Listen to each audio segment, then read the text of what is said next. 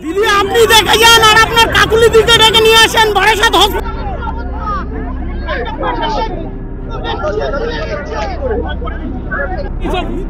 চোখ তুলে নিচ্ছে,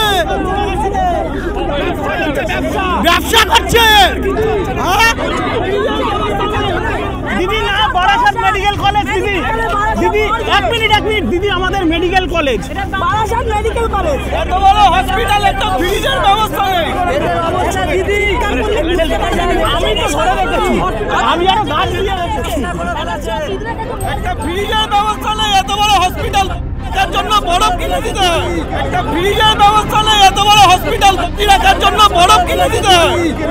দিদি বলছে আস্তে আস্তে, দিদি শুনছে আস্তে আস্তে।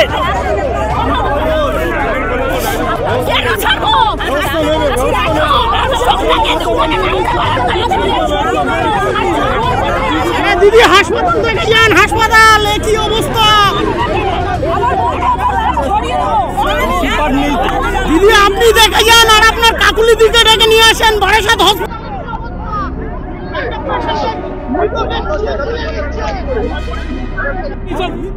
চোখ তুলে নিচ্ছে, ব্যবসা করছে। চাকরি দিয়ে জীবন ফিরে যাবে? হ্যাঁ, উনি কত সবাইকে চাকরি দিয়ে দিচ্ছে। অশিক্ষিত ওনাকে গদি ছাড়তে বলুন, ওনাকে গদিটা ছেড়ে বসতে বলুন। ভয়ঙ্কর অভিযোগ, চাকরি কি হবে? আমাদের মুখ্যমন্ত্রী মূর্খ, ওনাকে চটি পেটা করা উচিত। মতো মানুষকে ওনাকে সিএম কে নামা উচিত। মুখ্যমন্ত্রীকে সামলাতে হলো না, হাসপাতালের কোনো দায় নেই। না, দায় নেই তো।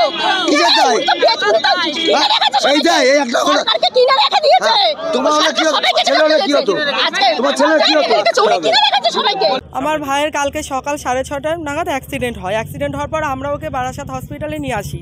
নিয়ে আসতে রাস্তাতে এমার্জেন্সিতে ঢোকাতে গিয়েই ও এক্সপায়ার করে দেয়। তখন ওর চোখ তাকিয়েছিল, পুরো চোখ দুটো। কিন্তু কালকে আমরা বিভিন্ন ফর্মালিটির কারণে কালকে ওটা নিতে পারিনি ওর। আজকে আমরা সমস্ত কিছু ঠিকঠাক করে যখন মর্গে এসেছি, আমার ভাইয়ের সব জমা দিয়ে, আমাদের সকাল থেকে এখানে আমাদের লোক কালকের থেকে, তখন যে কোনো যদি ওর অসুবিধা হতো তখন তো ওরা আমাদের বলতো, ওরা আমাদের সেরকম কোনো কিছু বলেনি।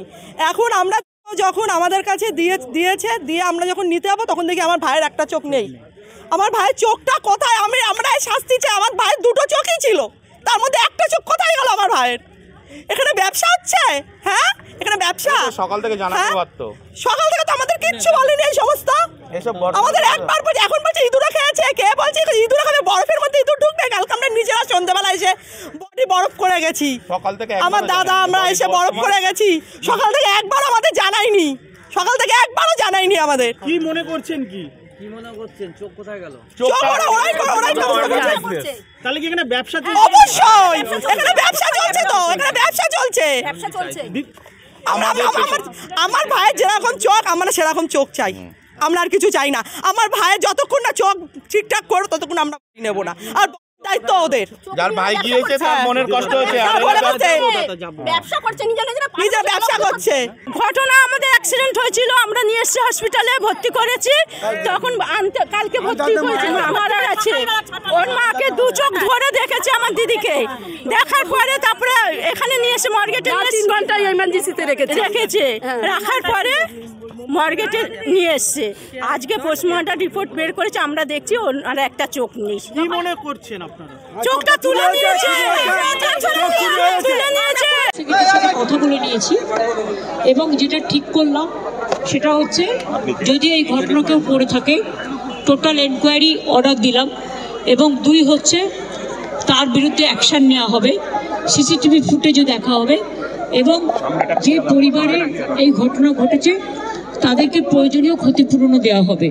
যে মারা গেছে তাকে তো ফিরে পাওয়া যাবে না, কিন্তু যারা এই অপরাধটা করেছে তাদের বিরুদ্ধে যাতে বিচার পান আপনারা, তার জন্য এনকোয়ারি করে শাস্তি দেওয়া হবে। এবং অ্যাক্সিডেন্টটা যেটা রাস্তায় হয়েছে মর্মান্তিক, আমি আপনাদের পরিবারকে সমবেদনা জানাচ্ছি। কারণ মাত্র 35 বছর বয়স, এই এত কম বয়সে তার বাড়ি থেকে কেউ আছে কাজ করার মতো? তার বউ কি কাজ করতে পারবে? তিনি বিধবা, মা তো আছে, মায়ের কত বছর বয়স? 50 হবে না, হয়নি 48 শুনেছেন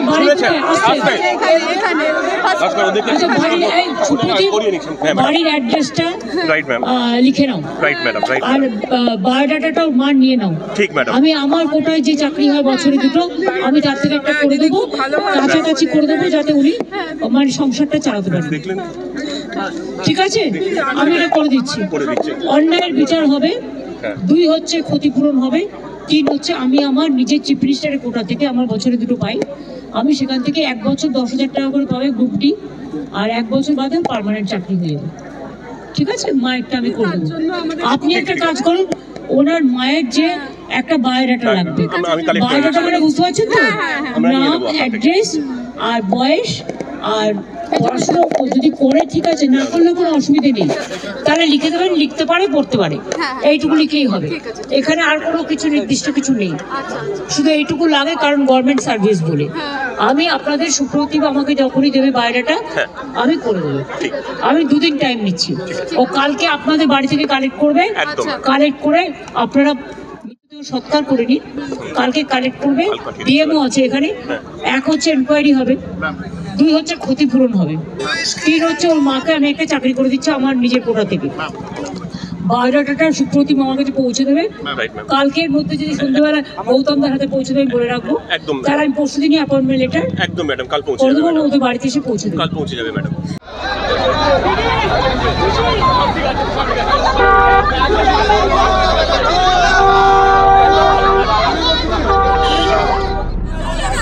কোনো সিস্টেম নেই এসি। কালকে গতকাল দুর্ঘটনায় অ্যাক্সিডেন্টে মাথাতে কপালে আঘাত হয়েছে। দিদি আপনি দেখে যান আর আপনার কাকুলি দিকে ডেকে নিয়ে আসেন বারাসাত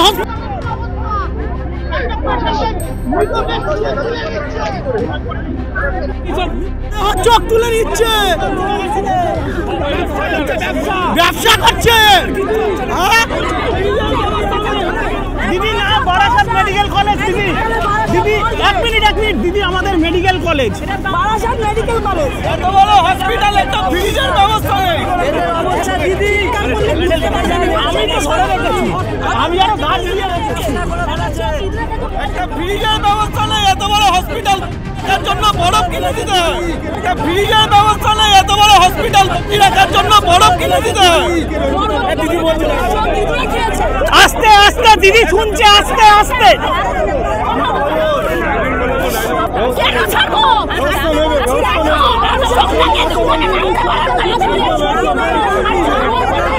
দিদি হাসপাতাল দেখে যান, হাসপাতাল কি অবস্থা। দিদি আপনি দেখে যান আর আপনার কাকুলি দিকে ডেকে নিয়ে আসেন বারাসাত হসপিটাল।